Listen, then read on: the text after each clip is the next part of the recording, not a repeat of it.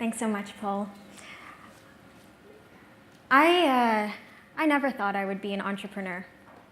I know that's the weirdest thing to say at a Young Entrepreneur Awards event, but I quite literally stumbled into it. It was December 2011. I was in an informal settlement, or an urban slum, just outside of Nairobi, Kenya, and I was speaking to some women who had mentioned the words baby care. I was curious and asked what it was, and they showed me one. We walked through the winding alleyways of the slum. We got to an unmarked property, took our shoes off at the gate, and opened the door. I remember the smell of urine and feces. It was overwhelming, and it was dark. I couldn't see anything. I'd come from this bright sunlight outside, and so I started to inch my way forward until I felt my foot hit something, and I looked down, and it was a baby. I was terrified that I'd almost stepped on a child, that I instinctively leaned forward to pick her up. And I saw babies all around me, 15, 20, maybe more, all awake, but completely silent. These kids had learned not to cry anymore because they didn't receive any attention for it. Or in some cases, they were given a sleeping pill to keep them quiet through the day. This baby care represented the best childcare option for working moms living in the informal settlements.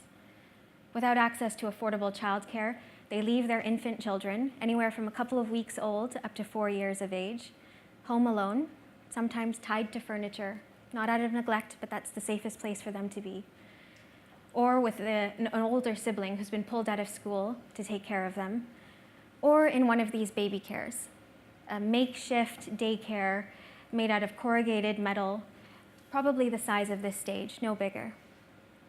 Sometimes there's food, sometimes there's not. Malnutrition, stunting, children's HIV/AIDS rates are the highest in the informal settlements than anywhere else in the country. As a first-generation Canadian whose parents were born in Tanzania, my first thought was, that could have been me. My future could have been written for me, my potential never explored. 90% of brain development happens in those first 5 years, and so without a good start to life, these kids never get to achieve their full developmental potential. And their mothers never get to achieve their full economic potential because they miss work often due to caring for a chronically sick child. If my parents hadn't moved from Tanzania to Canada, I could have been in that situation. The craziest thing about all of this is that parents pay up to $1 per day. There's a market that exists. The problem is just quality. And so I left the informal settlement that day thinking, there's gotta be a better way. That was my aha moment. But unless an aha moment comes with the courage to actually do something about it, it remains nothing more than an idea, an unwritten story. I could have easily told this story to friends and family, raised a little bit of money, sponsored some of the baby cares I had seen, and called it a day. But social entrepreneurship dares for us to think bigger. It requires us to challenge the status quo and change the conversation. Jacqueline Novogratz of Acumen talks about moral imagination, the humility to see the world as it is, and the audacity to see the world as it could be.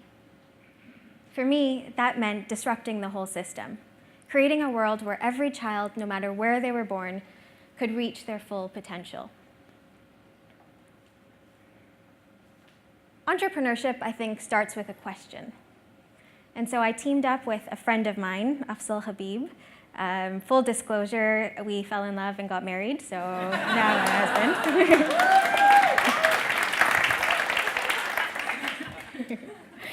Together, we tried to answer this single question.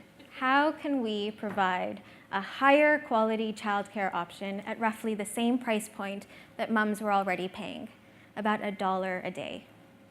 We became obsessed with this question. We would spend our evenings and weekends talking to mothers and daycare operators to try and understand their pain points. We would pretend to be an expectant couple and go to childcare exhibitions to try and learn more about the sector. That was fun, early days dating. And we went on tons and tons of dates, and inevitably, at some point in time, we would turn over a napkin and start drawing out potential business models. The hardest part for us was actually making that leap. How do you know if you're actually onto something or if you're just crazy, like all of your parents and your family and your friends tell you you are? How do you know if you've actually got what it takes to make it? We figured that we didn't want to live a life of regret. We didn't want to constantly be thinking about what if we had tried it. And so we mustered up the courage, we saved a little bit of money, and 3 years after nearly stumbling on that child, we made the leap. Afzal left a 6-figure salary as a management consultant. I left graduate school, and we moved to Kenya full-time to start our enterprise, Kidogo. Kidogo is a social enterprise. It means small in Swahili. It comes from the proverb, chanzo cha makubwa ni kidogo. All great things start small. And we seek to improve access to high-quality, affordable childcare to families living in poverty.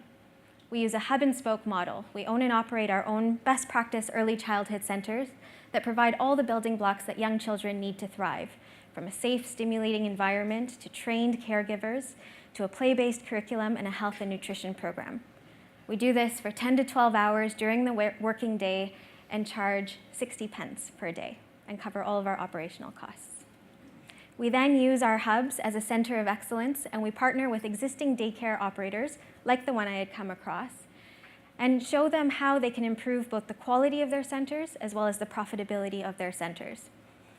We partner with these women entrepreneurs, or mamapreneurs as we like to call them, through a 9-month program that offers workshops and one-on-one mentorship on both early childhood development, things like making toys out of locally available materials, or how you can use positive discipline instead of beating a child to discipline them, which is unfortunately the norm in these communities, as well as financial skills, financial tracking, minimizing costs, marketing your center. And this is incredibly important given that all of our mamapreneurs have no more than a primary school education. After the 9-month program, if they meet certain quality standards, they have the opportunity to become a Kidogo franchise and receive continued support. I think the thing that we actually do best here is showing the mamapreneurs that they're not alone. Running a daycare is a lonely profession. You get your first child at 5 o'clock in the morning, your last child picked up at 7 or 8 p.m., and you're constantly being put down by the community since the belief is that early childhood caregivers were not good enough to become real teachers. We provide a support network to our mamapreneurs and show them that they're worthy. We treat them with respect and dignity, and over time, they begin to see it themselves. And because our dream is massive and we know we can't do it alone, we partner with other organizations to help advocate for policy change. We're one of the founding members of the Early Childhood Development Network for Kenya, alongside UNICEF and the Aga Khan Foundation.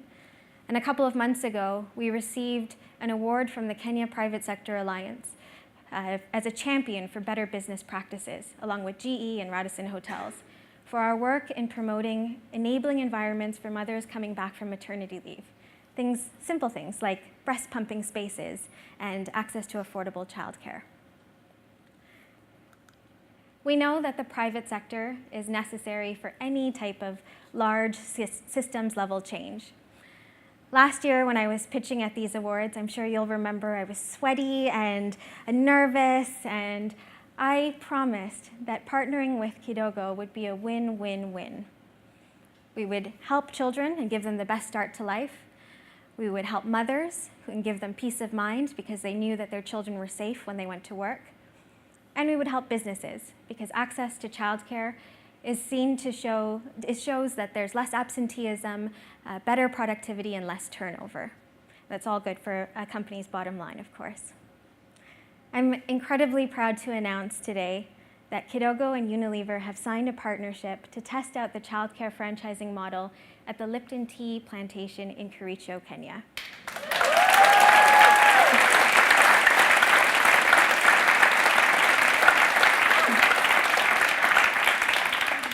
I'm so excited. I'm trying to contain my smile here.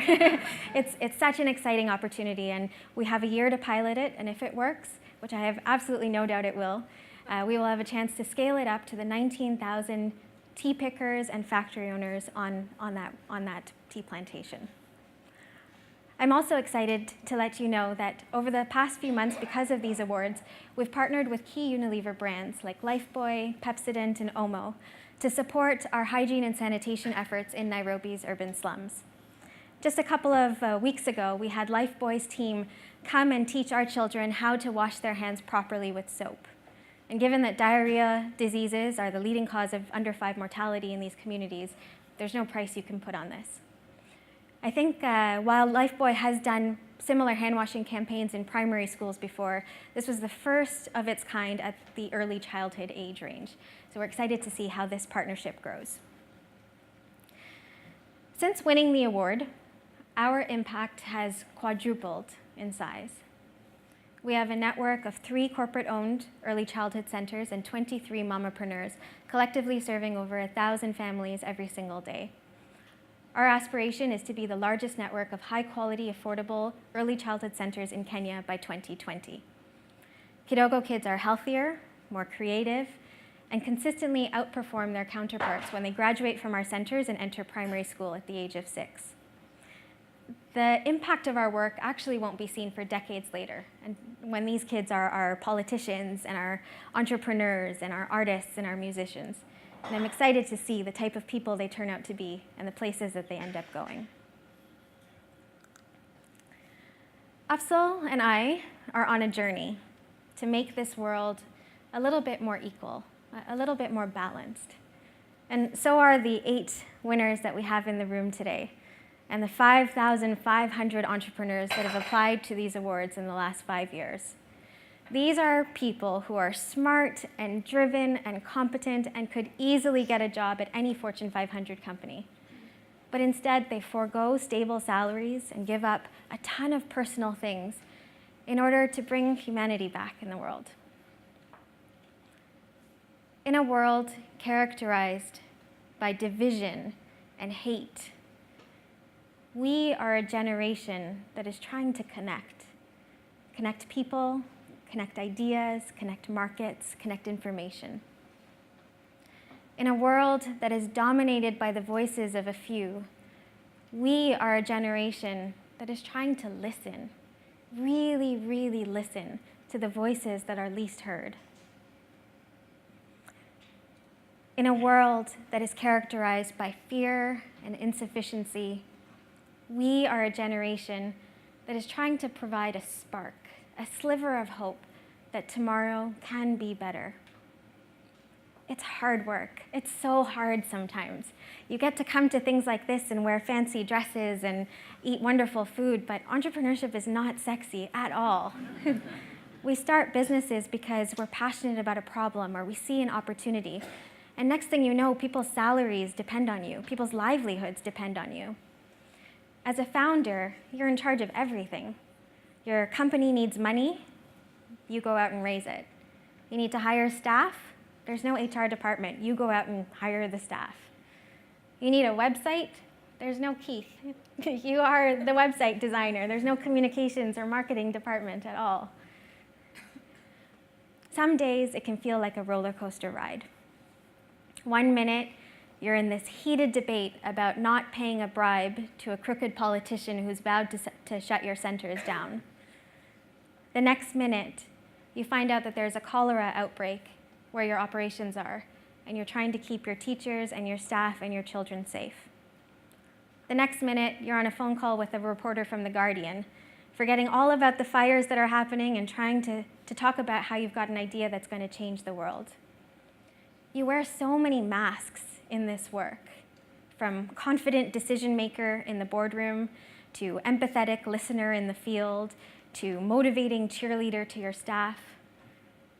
But when you take the mask off, you're a vulnerable, first-time leader who has no idea what you're doing. And you're only 30. It's too early for a midlife crisis.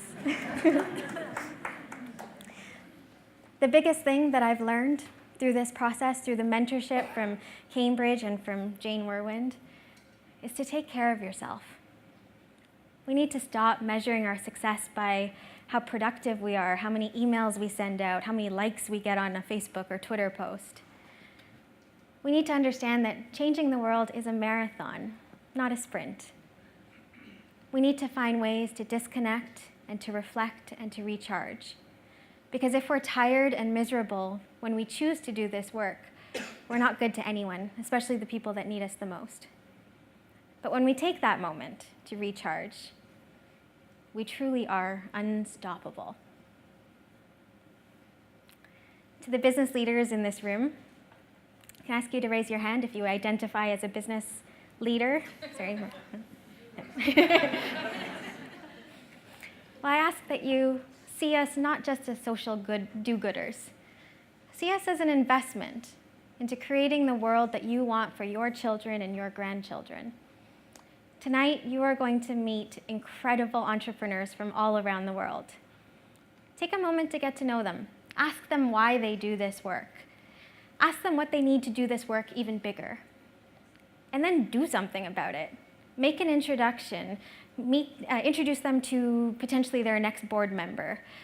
If you need to, pull out your wallet and write them a check. Do something. Do something to help them make their businesses bigger and help them reach not just the 1,000 or the 100,000, but the millionth person.